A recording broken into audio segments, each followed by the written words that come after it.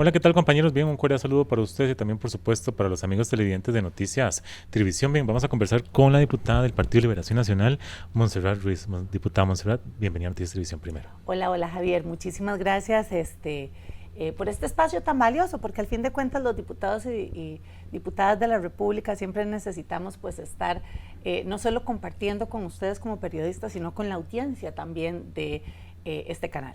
Diputada, para entrar en materia, con respecto a este veto sobre su proyecto de los allanamientos a toda hora, a todo momento, incluso feriados, ¿cómo toma usted este veto del presidente Chávez, para empezar? Bueno, a mí me da mucha pena que se haya vetado este proyecto tan importante, primero porque es un proyecto tan sencillo, de un único artículo, de un cambio de una franja de horario de oficina, que lo habíamos hablado ya en otras ocasiones. Solo Costa Rica, o sea, es de los pocos países en el mundo que tiene horario de oficina en sus allanamientos, y cuando hablo de horario es de 6 de la mañana a 6 de la tarde. Así que nosotros lo que hicimos con este proyecto, a ver, el crimen organizado y la delincuencia van cambiando, van variando, y hemos visto hoy más necesario que nunca reformas al Código Procesal Penal, y esta reforma podría ser un instrumento valiosísimo para el Ministerio Público y el OIJ. Lo construimos en agosto del año pasado, lo presentamos en esta Asamblea Legislativa gracias al Colegio de Abogados y Abogadas y también al mismo organismo de investigación judicial que nos ayudó siempre en una buena asesoría para presentar un muy buen texto. Insisto, un texto muy sencillo. Entonces lamento muchísimo que hoy el presidente de la República haya generado, y no es cualquier veto, Javier, es un veto constitucional, porque no es el veto ejecutivo que ha llegado a esta Asamblea Legislativa, al cual estamos acostumbrados a resellar, por ejemplo. Este tema de resellos ha sido una práctica a lo largo de los últimos 40 años en distintas administraciones. El presidente Chávez no es el único que ha vetado proyectos, pero los vetos tienen que tener una consistencia también dentro de las urgencias del país, y este proyecto es urgente. El constitucional tiene un procedimiento completamente diferente, tiene que ser convocado, en este caso estamos en sesiones extraordinarias, así que el proyecto debe ser convocado.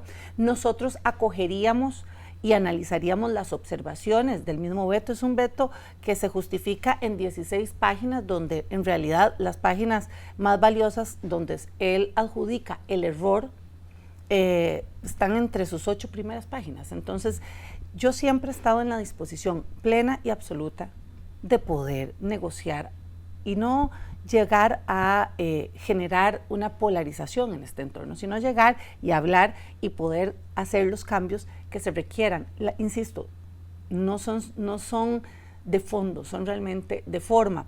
El proyecto presentado inicialmente no contenía esos cambios. La Comisión de Jurídicos, porque este proyecto llevó su debido proceso, que fue en ordinarias de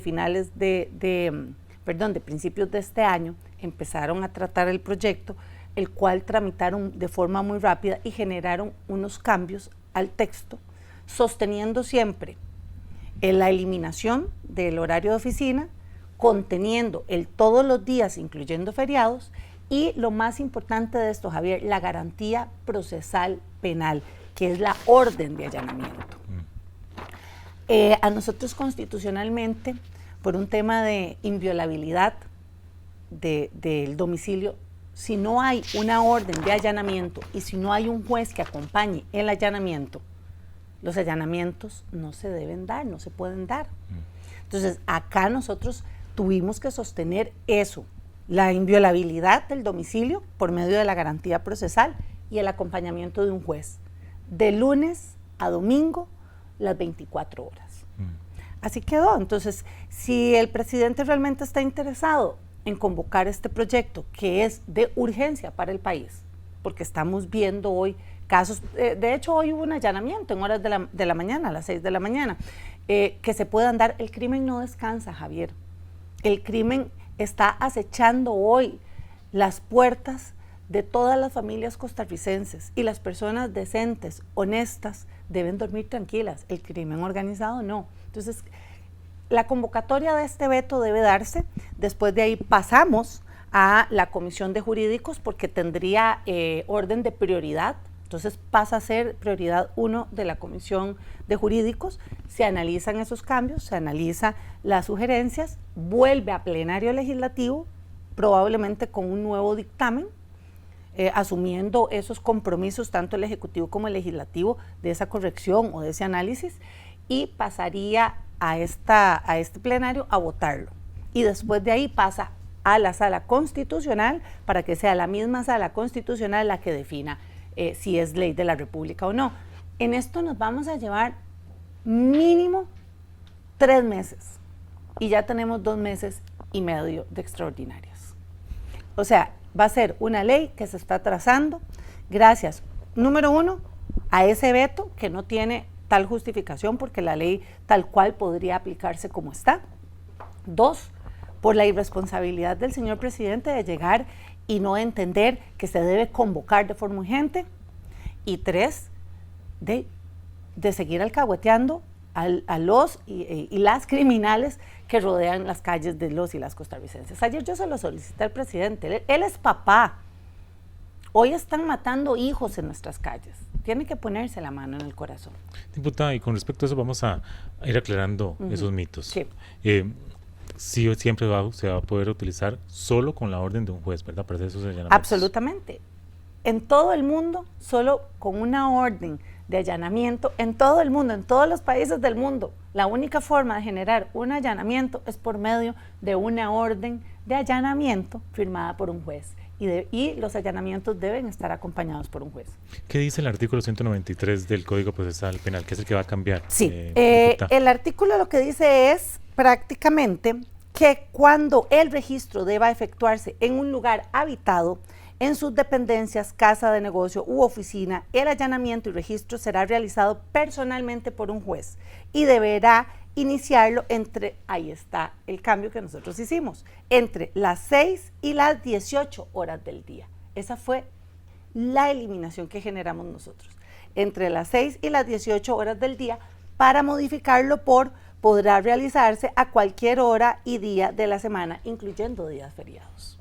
A partir de ahí, la modificación del artículo queda exactamente igual, que es podrá proceder a cualquier hora cuando el morador o su representante consienta en los casos sumamente graves urgentes, deberá dejarse constancia de la situación de urgencia. Ahí es donde yo hablo de la garantía procesal. El único cambio fue eso.